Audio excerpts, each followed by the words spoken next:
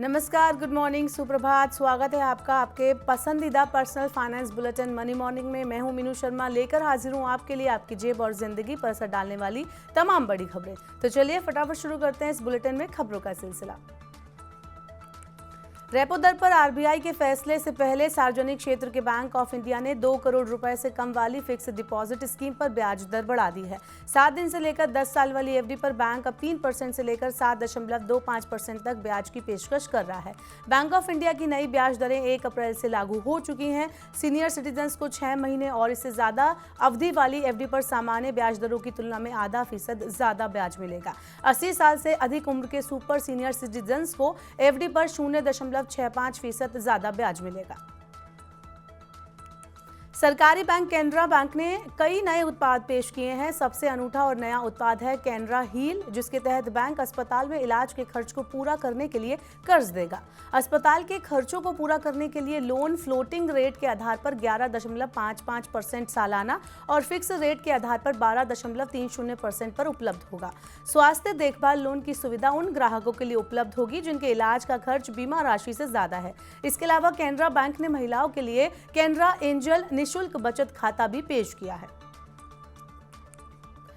प्याज, टमाटर और आलू की कीमतें बढ़ने से मार्च महीने में शाकाहारी थाली सालाना आधार पर 7% तक महंगी हो गई। CRISIL market intelligence and analysis की रिपोर्ट के मुताबिक मार्च महीने में पोल्ट्री की कीमत घटने से मांसाहारी थाली की कीमत 7% घटी है। वहीं शाकाहारी थाली की कीमत मार्च में बढ़कर 27 रुपए 30 पैसे प्रति प्लेट हो गई। एक साल पहले समान अवधि में शाकाहारी थाली की कीमत 25 रुपए 50 पैसे थी। मांसाहारी थाली की कीमत एक साल पहले 59 रुपए 20 पैसे थी, जो इस साल मार्च में घटकर 54 रुपए 90 पैसे रह गई। केंद्रीय कर्मचारियों का डीए 50% बढ़ाने के बाद सरकार जल्द ही उन्हें एक और तोहफा देने वाली है। सरकार 6 अतिरिक्त अलाउंसेस में संशोधन करके उनमें इजाफा करने जा रही है। कार्मिक और प्रशिक्षण विभाग ने अलाउंसेस में संशोधन के निर्देश जारी किए हैं। शिक्षा भत्ता, जोखिम भत्ता, नाइट ड्यूटी भत्ता, ओवरटाइम भत्ता, संसद सहायकों को देय विशेष भत्ता और बच्चों के लिए विशेष भत्ते और विकलांग महिलाओं की देखभाल से जुड़े भत्तों को इसमें शामिल किया गया है। इन सभी भत्तों का लाभ केंद्रीय कर्मचारियों को मिलेगा। इससे उनकी सैलरी में बढ़ोतरी होगी। इस साल सीनियर लेवल पर काम करने वाले कर्मचारियों की सैलरी में औसतन 20% इजाफा होने की उम्मीद है। Michael page India salary guide 2024 के मुताबिक आईटी और टेक्नोलॉजी इंडस्ट्री में जूनियर कर्मचारियों की सैलरी में 35 से 45%, मिडिल लेवल के अधिकारियों की सैलरी में 30 से 40% और सीनियर मैनेजमेंट की सैलरी में 20 से 30% की बढ़ोतरी होगी। प्रॉपर्टी और मैन्युफैक्चरिंग सेक्टर में जूनियर लेवल पर 20 से 40%, मीडियम लेवल पर 25 से 45% और सीनियर लेवल पर 20 से 40% तक सैलरी बढ़ने का अनुमान है।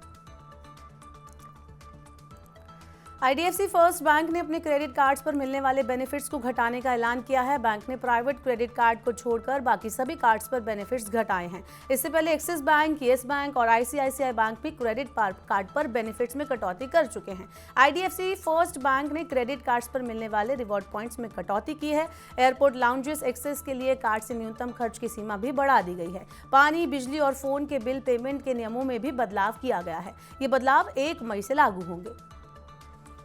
भारत में सर्विस सेक्टर की गतिविधियां मजबूत मांग के दम पर मार्च में 13.5 साल के रिकॉर्ड स्तर पर पहुंच गई। सर्विस पीएमआई इंडेक्स मार्च में 61.2 पर पहुंच गया। फरवरी में यह 60.6 अंक पर था। 50 के ऊपर अंक का मतलब गतिविधियों में विस्तार है। 50 से कम अंक का मतलब गिरावट से होता है। एचएसबीसी इंडिया सर्विस पीएमआई के मुताबिक फरवरी में मामूली गिरावट के बाद मार्च में भारत की सेवाओं का पीएमआई बढ़ा है। मजबूत मांग के कारण बिक्री और व्यावसायिक गतिविधियों में तेजी आई है।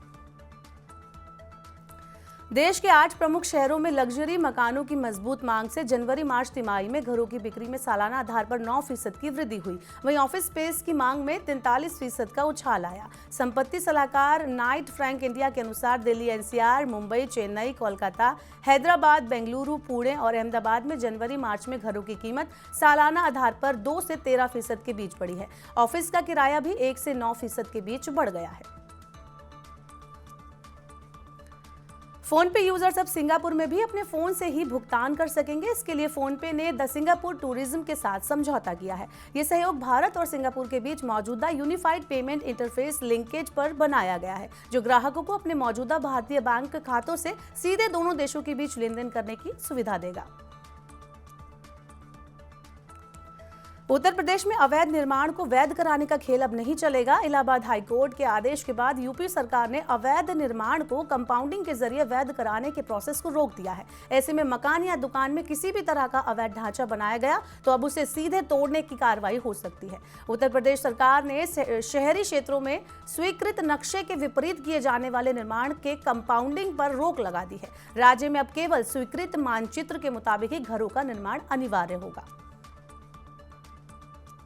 विस्तारा क्राइसिस के बाद कई घरेलू मार्गों पर हवाई किराया बढ़ गया है। पायलट की कमी के कारण विस्तारा ने 100 से ज्यादा उड़ानें रद्द कर दी हैं। ऐसे में अचानक बढ़ी मांग की वजह से प्रमुख मार्गों पर किराया 38% तक बढ़ गया है।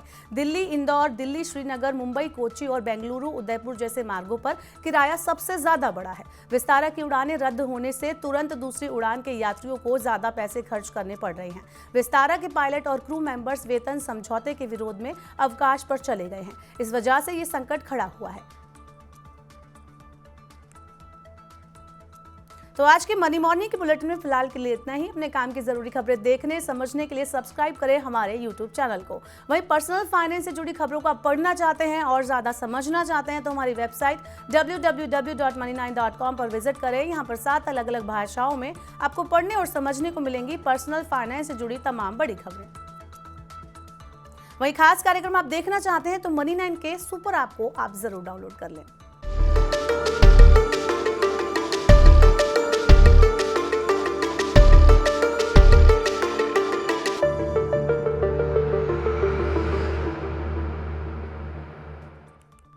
तो फिलहाल के लिए इस बुलेटिन में इतना ही। बने रहिए मनी 9 के साथ। नमस्कार।